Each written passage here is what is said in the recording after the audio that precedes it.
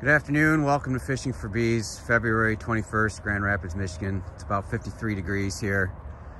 There's new people coming around all the time because it's the season for people to start getting excited about catching swarms. So a little bit about myself, my name's Rick.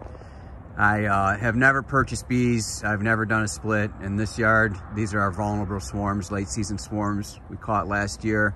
We have 3, and then we have 8 in our production yard. We did lose 1 swarm catch from a couple years ago from a queen failure this winter. But so anyways, I learned how to beekeep by catching a swarm of bees is basically it.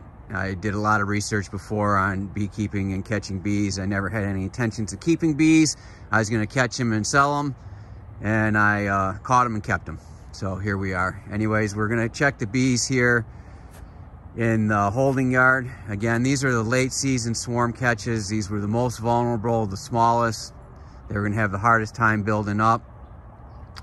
So we keep them in a different yard and keep them closer where they can be babysat a lot easier than our primary yard. So I'm gonna get inside here, take a peek. First initial thoughts when you come up, judging from the entrance, we got bees out here dead in the snow. That is a normal amount. That's nothing to be concerned about. Actually, it's kind of light, and it looks like they're doing a pretty good job of flying off the dead. I would say a couple days ago, these landing boards were probably full of dead. They've had 2 days in a row of good weather where they can take some good flights. So we're gonna get inside here and see how they're doing on feed. So some things I didn't mention is my first year, I caught a swarm. I did end up with honey, very little. The next year we ended up with like 20 gallons, and then this last year we ended up with 57. So 57 gallons of honey from Freebees. Of course, none of the other equipment is free. This is the double deep. Not doing much with the fondant. They're actually preferring the sugar cake that I put in there last time. This go around. Sometimes they like the fondant, sometimes they like the sugar cake, so. Looks like it's pretty gone. We'll check the others. Here's the tall one, the one we've been concerned about. I'm gonna have to get in here. It looks like they have eaten all the fondant. You gotta remember, a colony can starve in 3 days. So hopefully they're eating that fondant because they prefer it and it's not only their only source of resources. But we're definitely gonna get some more in this one. Here's the little one. This is the one with no activity at the door, the one all the way to the left. You know, you walk up and the other 2 are active, and you see no activity at another one, and you start to worry, and then you get inside and they're just all at the top. I'm gonna have to check that fondant. It looks a little light. This sugar cake is light. Just for the sake of bad weather in the future, and that being the time that I need to feed them, I like to get the feed in early. Okay, so everybody got a little bit of everything. Little sugar cake. 2 on the left got a quarter Hive Alive. 1 in the middle, or I'm sorry, the one on the right got a half a Hive Alive. So I only used 1 Hive Alive fondant today. Again, I have that product in Grand Rapids, Michigan. If you find your bees starving, probably even bring it over to you if you're close enough. Don't want your bees to starve, so be willing to help you out. Anyways, they all look really good. I'm actually really surprised. I never fed this yard. This yard didn't get a drop of liquid syrup in the fall. They didn't have any honey harvested, so they were able to bring in all the goldenrod. Goldenrod in this area was a heavy flow, at least for the pollen. This whole area stunk terribly of goldenrod just because of these 3 colonies being here. So goldenrod can be a little smelly.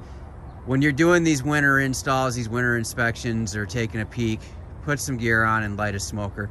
And know which one of your colonies run hot, right? Do your other colonies first and then hit the hot ones at the end. This one on the right, the white one, that's a hot one for me.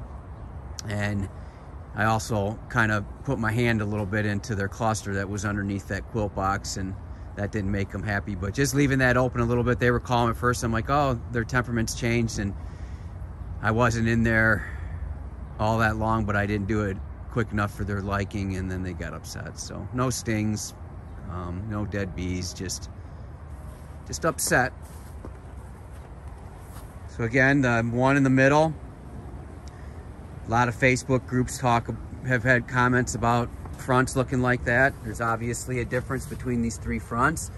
The one in the middle compared to the one on each end.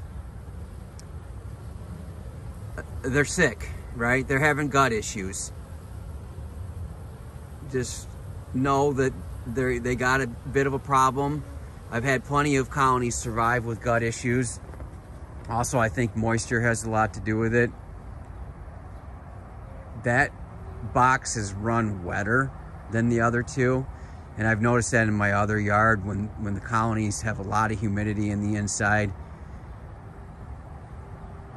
or at least the colonies that have an entrance that looks like that tend to always have a lot of humidity in the inside. So who knows, we'll see how they do. But it's I guess for some people considered normal. Normal for me means optimum health, means healthy. That's not healthy. Canadian beekeeper just did a thing on his bees inside, and every one of these he's given medication to that look like this. Okay? So be careful of the word normal. It's not healthy.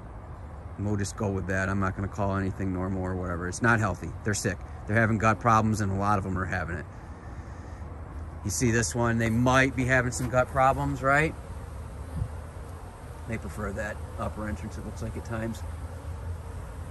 Not as bad.